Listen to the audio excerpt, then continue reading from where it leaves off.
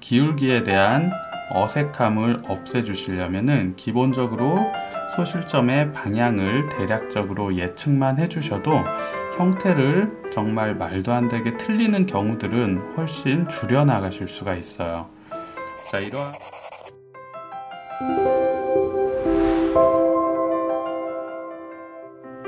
안녕하세요. 더그림 김주영입니다. 오늘은 3점 투시를 이용한 형태 잡는 방식에 대해서 설명을 해드리도록 하겠습니다.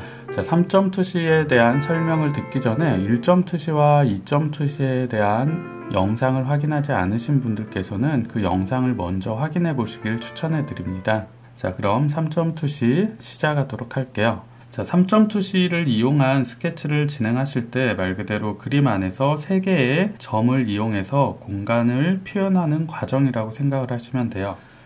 자, 일단 그림의 가장 외곽 쪽에 3개의 소실점을 찍어 놓고 그림을 진행할 거예요. 종이 안에서 가장 끝쪽에 소실점을 찍어 두시는 게 나중에 도형의 형태를 그리실 때 조금 수월하게 진행하실 수 있을 거예요. 소실점끼리의 서로의 간격이 너무 가까워지면 형태의 왜곡이 굉장히 심해지고 도형이 굉장히 작게 표현되기 때문에 일단 그림 안에서 소실점을 가장 끝쪽으로 잡아놓고 진행을 해주시는 게 좋아요. 자, 이제 이 소실점의 기준 선들을 가볍게 그어보도록 할게요. 자, 소실점과 소실점이 이어지는 수평선을 하나 그어주시고요. 자, 이렇게 소실점과 소실점이 연결되어서 수평으로 만나는 선을 눈높이 선이라고 표현을 해주시면 돼요. 자, 내가 바라보는 지금 시선의 높이를 나타내는 거고요. 자, 다시 이 소실점 아래쪽의 선들도 수직선을 이용해서 선을 그어보도록 할게요. 자, 일단 기본 가이드라인을 긋는다는 생각으로 연하게 스케치 라인을 그어주시는 게 좋아요. 너무 진하게 긋지 마시고요. 자, 굉장히 연하게 내 눈으로 확인이 될 정도의 진하기로만 대략적인 위치를 가볍게 체크를 해주시는 거예요. 자, 이제 이 가상의 공간 안에 도형을 한번 그려볼 건데요. 3점 투시는 말 그대로 세 점을 향해서 모든 기울기가 다 연결이 되어야 되기 때문에 세 군데의 기울기를 모두 다 정확하게 체크를 하면서 도형의 형태를 잡아주셔야 돼요. 자, 일단 가운데 쪽에 커다란 도형을 한번 그려보도록 할게요. 자, 이쪽으로 우측으로 연결되는 기울기 선을 가볍게 그어주시고요. 자, 내가 그리려는 도형의 높이를 체크를 해주시는 거예요. 자, 내가 그리려는 도형의 사이즈에 맞춰서 우측으로 마찬가지로 소실점이 자연스럽게 연결되는 기울기로 형태가 그려져야 됩니다. 좌측으로도 소실점이 기울기가 맞게 들어가야겠죠? 자, 이렇게 우측과 좌측으로 연결되는 기울기를 그려주었고요. 세로선 아래쪽으로 모이는 기울기를 그려보도록 할게요. 자, 이렇게 아래쪽 기울기로 만나는 3개의 선을 그어주었고요. 자, 이제 윗면에 대한 형태를 만들어 볼까요? 자, 이 포인트에서 시작되는 선은 우측의 소실점으로 연결을 시켜주시면 되고요. 반대로 우측의 포인트에서 시작되는 선은 좌측의 소실점과 연결을 시켜주시면 돼요. 자, 이렇게 윗면이 내려다 보이는 사각형 도형을 기본 형태를 만들어 주었습니다. 자, 3점 투시를 이용해서 세로선은 모두 아래쪽의 소실점으로 연결이 되고요. 우측의 기울기들은 우측의 소실점, 좌측은 좌측의 소실점으로 기울기가 모두 연결이 되었어요. 자, 이렇게 3점 투시를 적용한 사각형의 기본 형태를 한번 그려주었고요. 이제 이 사각형의 도형을 조금 응용해서 형태의 변화를 만들어 보도록 할게요.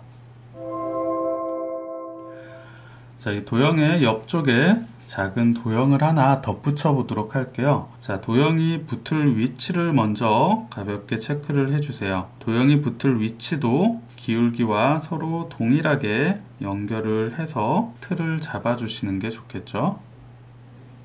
자, 이렇게 도형이 붙을 기본 위치, 틀을 그려주었으면요, 이 각각의 모서리 4군데에서 내가 그리고자 하는 도형의 두께만큼 높이를 뽑아 주시는 거예요. 자, 높이를 뽑아 주실 때는 이쪽 좌측의 소실점에서부터 연결된 선이 길게 연장이 된다고 생각을 해주시면 좋습니다. 자, 이렇게 하나, 아래쪽도 길이를 뽑아 주세요. 셋, 자, 이 뒤쪽에 보이지 않는 부분도 넷. 자, 이렇게 길이를 뽑아 주었고요. 이 길이를 내가 원하는 만큼 내가 그리고 싶은 도형의 사이즈에 맞춰서 길이를 잘라 주는 거예요. 길이를 잘라서 표현을 해 주실 때도 아래쪽에 소실점으로 기울기가 연결되게끔 그려 주시면 돼요. 형태를 그려 볼게요. 아래쪽으로 하나, 다시 이 포인트에서 우측의 소실점을 향해서 둘, 이 교차점에서 아래 소실점을 향해서 셋, 기울기를 그대로 내려주시는 거예요. 두 개의 교차점을 자연스럽게 연결시켜 주시면 도형의 형태가 마무리가 됩니다.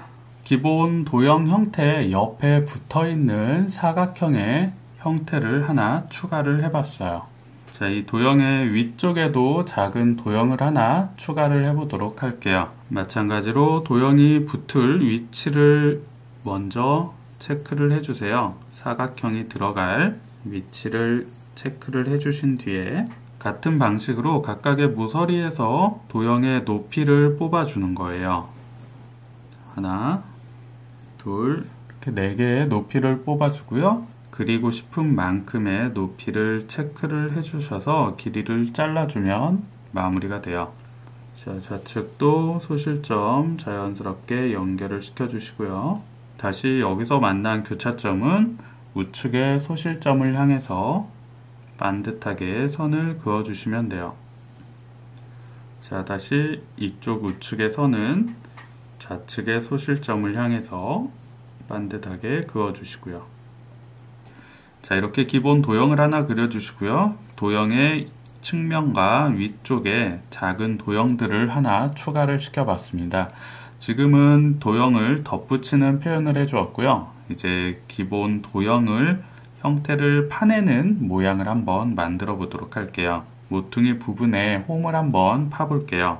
홈을 파낼 부분의 넓이를 먼저 그려주시고요. 기울기는 항상 소실점의 기울기와 맞춰서 정확하게 그어주셔야 돼요. 자, 위쪽 부분에도 같은 방식으로 홈이 파여질 만큼의 형태를 그려주세요.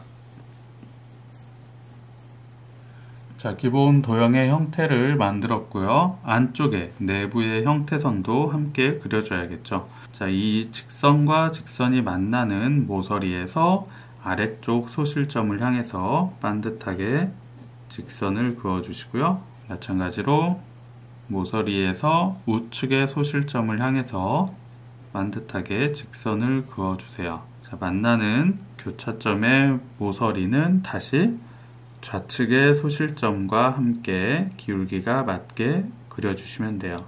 자, 이렇게 사각형의 모양으로 도형이 파여진 형태를 표현해 봤어요. 자, 그럼 다른 위치에도 도형을 한번 추가를 해보도록 할게요. 지금 처음에 그려진 도형보다 시점이 조금 낮은 도형을 한번 추가를 해보도록 하겠습니다. 아래쪽 좌측에서부터 연결되어서 형태선을 하나 그려주시고요. 다시 우측으로 연결.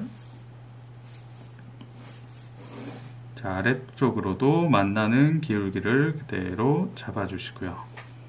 소실점과 도형이 가까워질수록 기울기가 굉장히 급격하게 들어가기 때문에 형태의 왜곡이 조금 심해질 수가 있어요.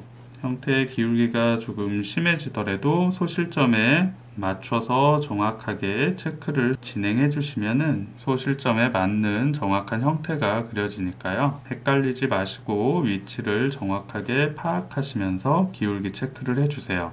자, 이렇게 소실점에 맞춰서 첫 번째 도형보다 아래쪽에 위치한 도형의 기본 박스의 틀을 잡아봤어요. 같은 방식으로 도형의 형태에 붙을 위치를 가볍게 체크를 해주시고요.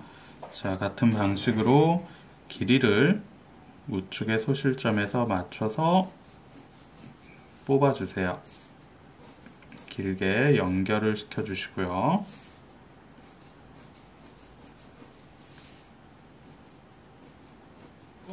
자, 내가 뽑아주고 싶은 도형의 길이만큼 위치를 체크를 해주시면 됩니다. 자, 만나는 교차점은 다시 좌측의 기울기로 연결을 시켜주시는 거예요.